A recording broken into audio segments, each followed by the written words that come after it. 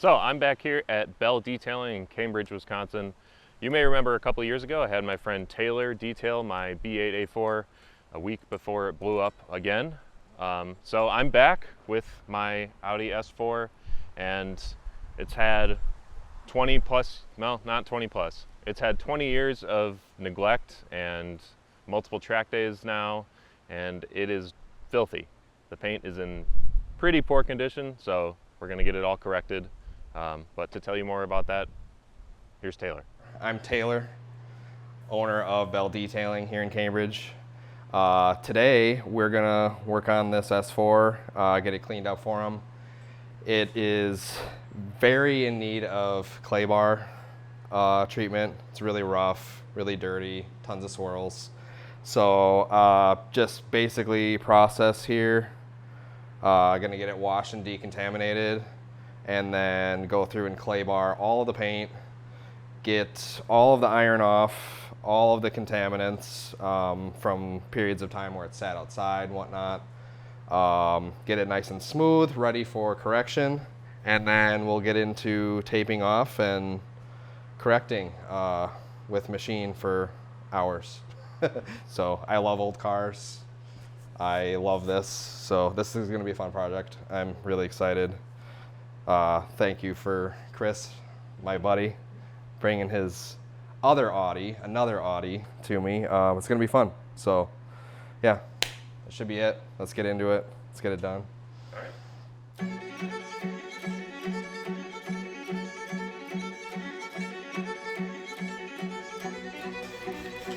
The very first thing we did was clean the wheels, and I typically start with the wheels and tires just because the wheel wells, depending on the weather obviously, are the dirtiest part of the car, and all the brake dust and all of that. So just starting with the wheels is typically what I do, and then move to the body of the car, washing that.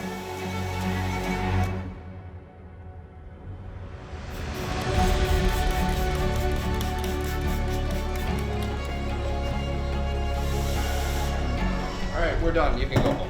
All right.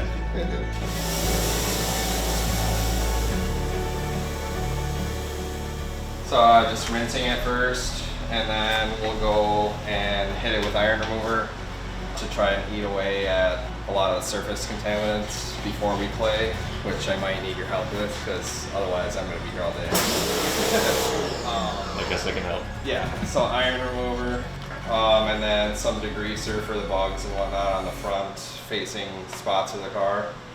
And then we'll mitt wash it and dry it, and then really assess the state of the paint once it's clean, which I don't know if it's gonna look too good. But that's why we're doing it.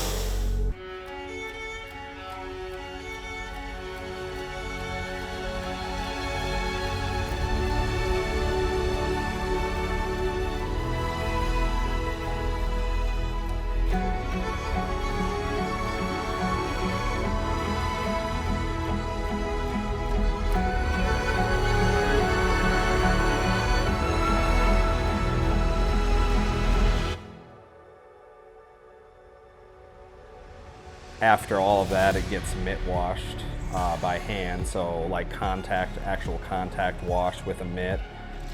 But yeah, this is just optimal no rinse, and this is the first time I'm physically touching the paint, and it's already got an iron remover and degreaser to try to get the bulk of the bugs up. This hood feels horrible.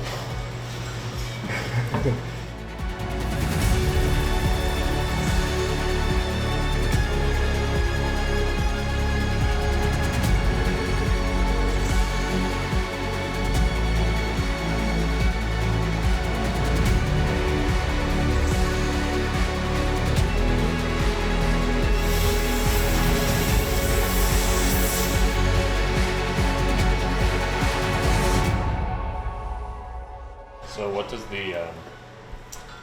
that little sticker barcode tell you in the front?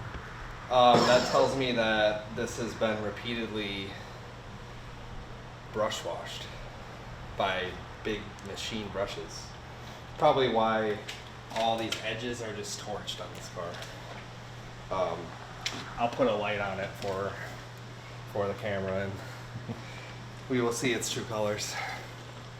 It's too many colors. Yeah.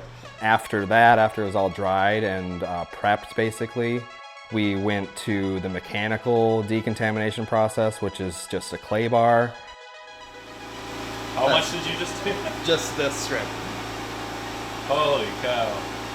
Yeah, feel that now. So much better. Oh wow.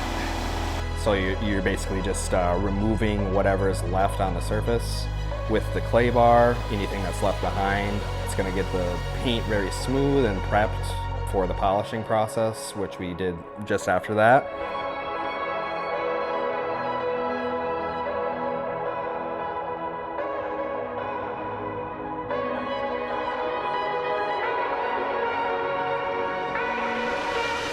And then went ahead and taped off all the trim that you don't want to get polish on and, you know, rub into, bump into, whatever.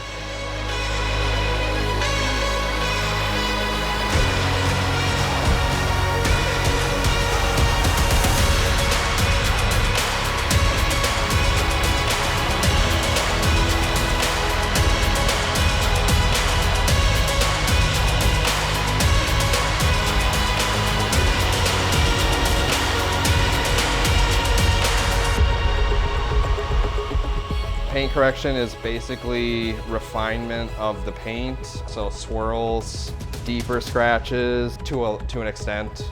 You're removing those, so you're removing paint and getting that level down to a smooth surface once again. So when you get light on it, it's free of swirls.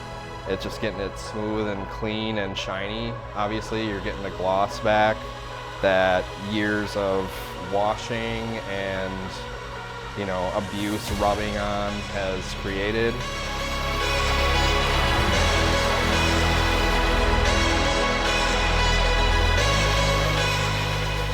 There's unfortunately nothing perfect in the world, and vehicles are no exception. This will go on YouTube, obviously, and that realm wants to persuade people to think that, oh, this car is perfect after this detailer's done with it. And I'm here to tell you it's not gonna be. I mean, I'm a great detailer, there's better detailers than me, but you can't get every scratch out. And if you do, there's probably gonna be no paint left there. So that's the balance, I guess, that I have to make.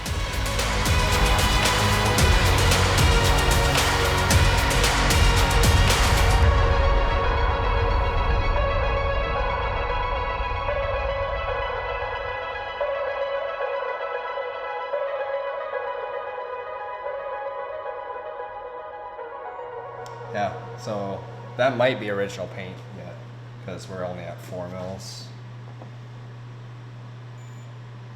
And this is like not even half the thickness of your fingernail, basically, that you're working with, like, if that. And a good reference point is the door jamb. So there's the door jamb. What number did that say? 3.27 mils.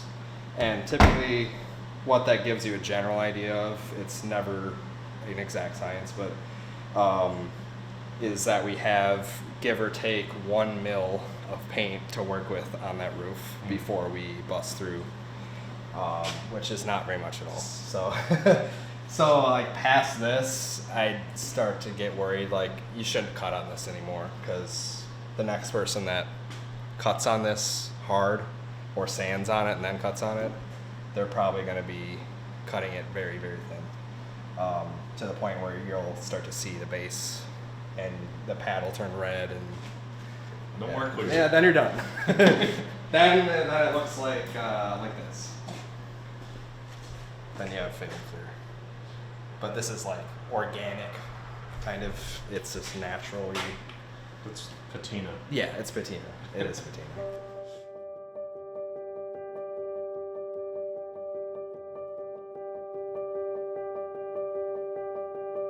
A two-step correction is basically making 2 laps around the car first a compound, so you're cutting heavier to remove those deeper defects like larger scratches, and then you're going a second lap around, so that's the two-step. And the second lap around, you're just refining the finish and getting it back to a glossy state after cutting, because cutting will naturally leave its own defects, and that's where you need to do a two-step correction.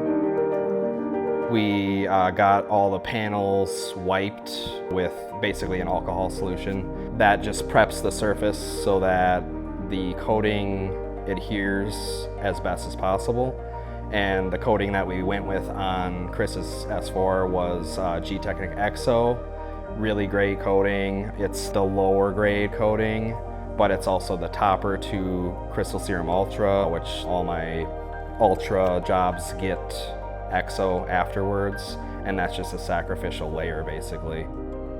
I'm sure it has not looked that way for, I have no idea, years and years. It's not just like a temporary fix either. When you're correcting a car, you're removing that paint like I said earlier, and until that gets scratched again, that's a permanent fix really.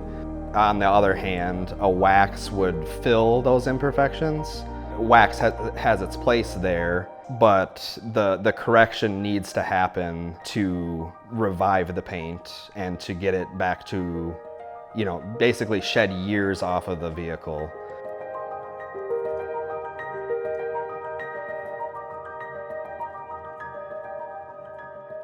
What makes me appreciate and love what I do most of all is making people love their car again. And I've said it so many times to so many different clients, especially when they bring me like their deceased grandpa's, it can be whatever it is. And like, even if the outside people look at it and they're like, oh, that's nothing special, that was, that man's pride and joy car. And to be able to bring back some life to that family and that car and the story of the car, that brings me so much joy. That's like absolutely what I love doing. Getting those collector cars or the cars with a story are really, really special.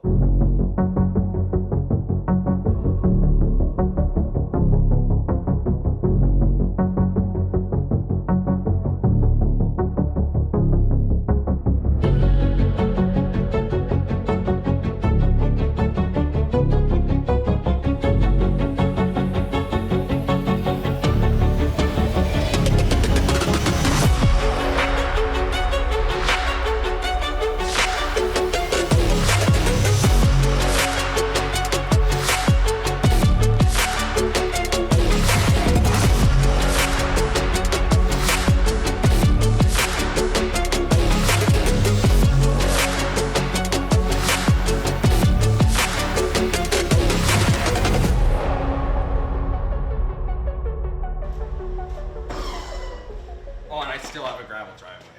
Oh yeah. For the commenters. Comments, Yeah. So my make a wish, because I am not dying, but my make a wish will be in the comments. If you want to send me like 20 grand, that'd be cool. For a new driveway.